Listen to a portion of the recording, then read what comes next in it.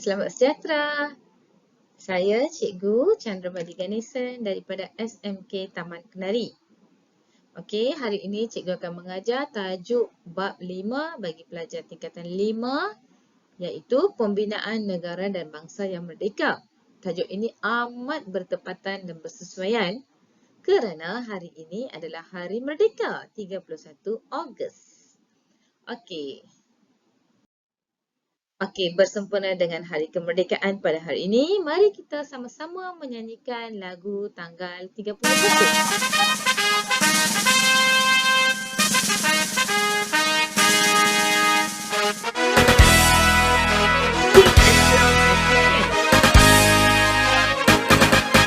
Tanggal 31 bulan 8 57 Merdeka, merdeka, tetaplah merdeka yang pasti menjadi sejarah.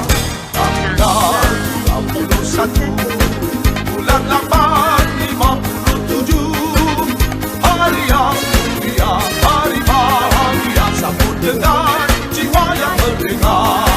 Mari kita seluruh warga negara ramai-ramai menyambut hari merdeka. Merdeka 31 bulan 8 57 hari mulia negaraku merdeka.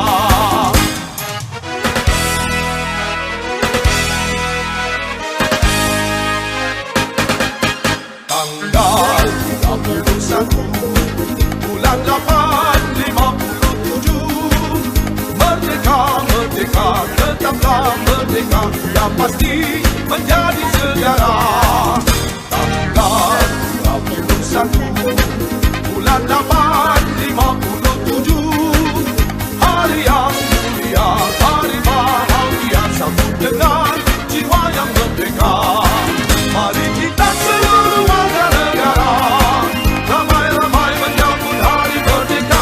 Merdeka 31 bulan 8 57 hari mulia negaraku merdeka. Merdeka, merdeka, merdeka, merdeka. Okey, terima kasih semua.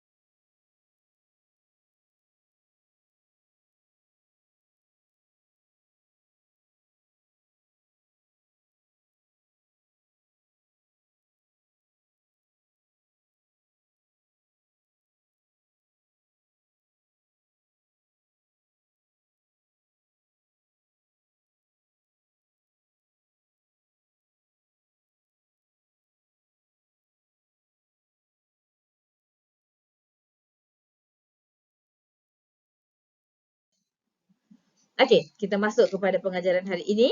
Bab 5. Langkah-langkah atau proses ke arah pembinaan negara dan bangsa yang merdeka. Okey, bermula dengan topik 5.3 Perjanjian Persekutuan Tanah Melayu 1957. Okey, cikgu berharap di akhir pembelajaran bagi subtopik ini, murid dapat menyenaraikan ciri-ciri Persekutuan Tanah Melayu 1957.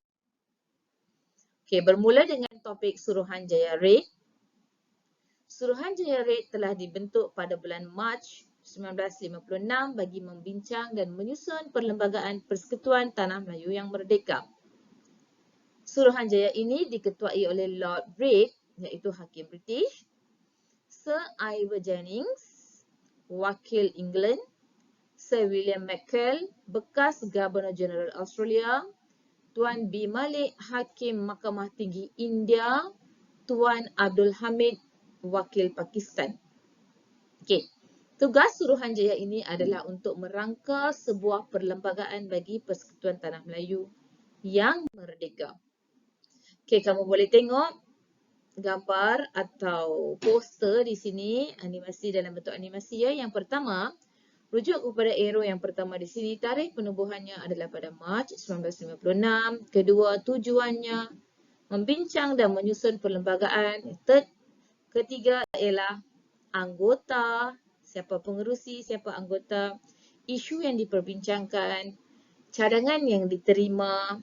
Okey, ini adalah perkara-perkara yang telah dipersetujui dalam Suruhanjaya Raid. Okey. Okey, peranan Suruhanjaya Raid dalam merangka perlembagaan Tanah Melayu. Okey, ini adalah beberapa panduan yang diambil kira semasa menyediakan Perlembagaan Merdeka 1957. Okey, yang pertama ialah pembentukan sebuah kerajaan persekutuan yang kuat, pemberian kuasa autonomi kepada negeri dalam bidang tertentu, kedudukan Raja-Raja Melayu, hak istimewa orang Melayu dan pewujudan satu bangsa persekutuan Tanah Melayu. Okey, kita tengok kepada Perjanjian Persekutuan Tanah Melayu 1957. Okey, perjanjian ini telah ditandatangani oleh Raja-Raja Melayu dan British pada 15 Ogos 1957. Perjanjian ini telah melahirkan Perlembagaan Persekutuan Tanah Melayu 1957 yang berasaskan Perjanjian Persekutuan Tanah Melayu 1948. Prinsip-prinsip Perlembagaan Kemerdekaan 1957 ini adalah satu penerusan kepada pembinaan negara dan bangsa yang kukuh. Isi-isi Perjanjian Persekutuan Tanah Melayu. Pentadbiran negara bersifat demokrasi berparlimen iaitu Dewan Rakyat dan Dewan Negara terletak di bawah kuasa parlimen. Menteri Besar menjadi pelaksana pentadbiran dan dibantu oleh Dewan Undangan Negeri atau Exco pada peringkat negeri. Pemisahan kuasa antara kerajaan pusat dan kerajaan negeri melalui senarai persekutuan dan senarai negeri.